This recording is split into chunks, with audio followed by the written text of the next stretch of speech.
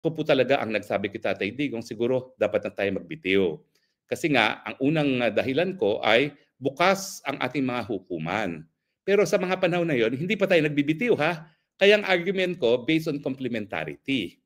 Pero ako pa ang nagsalita po sa Assembly of State Parties sa New York, sa UN, at nagsabi, nagbabala na kung kayo magpapatuloy ng preliminary examination at sa tingin namin ay wala namang basihan dahil gumagana ang aming hukuman, mapipilitan kaming bumitiw sa Rome Statute.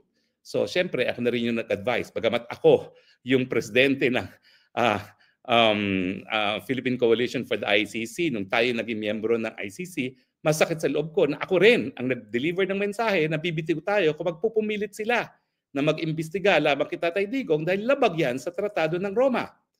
Now, isipin niyo po ha, kaya naman complementarity ang sinasabi ko doon kasi wala pang issue kung may jurisdiction ang ICC o wala.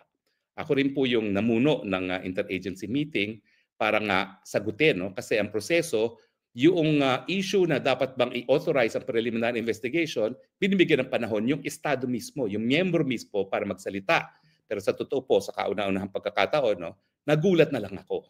Na bagamat ako yung tumayong chairman ng interagency committee na ang lahat ng members ko ay talagang cabinet members, hindi po pwedeng representative, nagkaroon na lang ng submission sa hukuman na linimita ang ating submission na wala na, hindi na dapat magpatuloy ang preliminary investigation dahil doon sa complementarity.